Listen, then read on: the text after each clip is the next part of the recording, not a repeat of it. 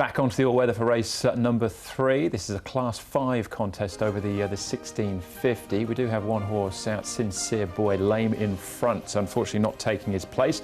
Brings us down to a field of 11 now for the second and final visit to the all-weather. El Valiente into Class 5 for the first time for Paul O'Sullivan and Zach Purton. Crown Avenue, this is meeting number 5. He's having his third start of the season already. Turf Brilliant, first up since January. We've got Amazing Boy, gets onto the all-weather for the first time. Joe Moreira jumps on board Lucky Puzzle as he was down the field behind Lucky Marinol first up this season. Mr. Monty back to the all-weather as well. Apollo Warriors trialled well coming into this, and Lucky Victor did have a course and distance victory on his final starts last season. Gets the wide gate though here. Barrier number 12. Speed map first up. Crown Avenue, he should be fit, and he's maintained his body weight from pretty much last start to this time round. His last start on Wednesday night, of course, and he should be somewhere near the pace. Lucky Victor to go forward from gate number 12 to try and slot in one off as they make the first turn. Mr. Monty, from his draw of gate number 2, he should be pretty handy as well, and so too Ruby Stars. Looks tricky for Zealous, and also Lucky Puzzle there for Joe Moreira. Horse like a Polar Warrior, blinkers are coming off him. He's likely to be in the rear half of the field of Polar Warrior.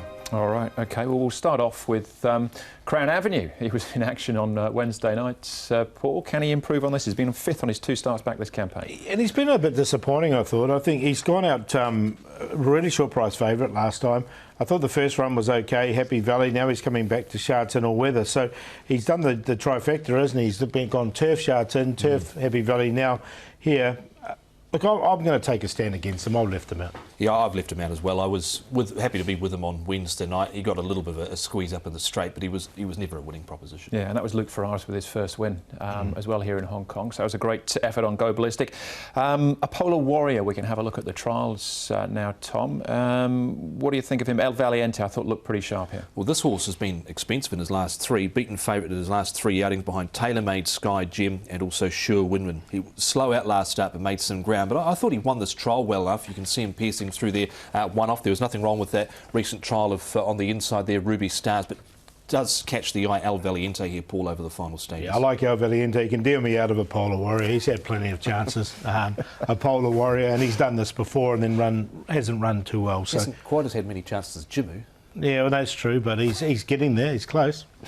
All right, still at the trials with Lucky Victor here up at Chung Fa. Good win at the back end of last season, and the horse that runs second is a 100-rater in this trial.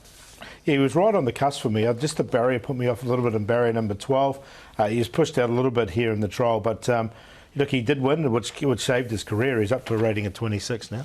Yeah, the draw put me off a little bit, but if there's not a lot of pace in the race, he just might be able to get across to a one-off position, even potentially lead Lucky Victor. He was a good winner last time out, leading all of the way, but I left him out as well. All right, so it's fair to say that Apollo Warrior isn't on top for you, Paul. Who is? No, he's not in at all. It's all Tom's Polar Warrior.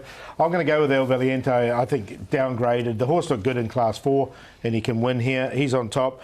Turf Brilliant. Now, he's dropped 20 pounds in the off-season, so he's had plenty of work, and he looks good for it. Ruby Stars showed some form on the surface at the back end of last season. And the old boy, Mr. Monty's already had a run. It didn't go too bad. He does like the all-weather and gets the good claim. 1, 4, 9 and 8, Tom.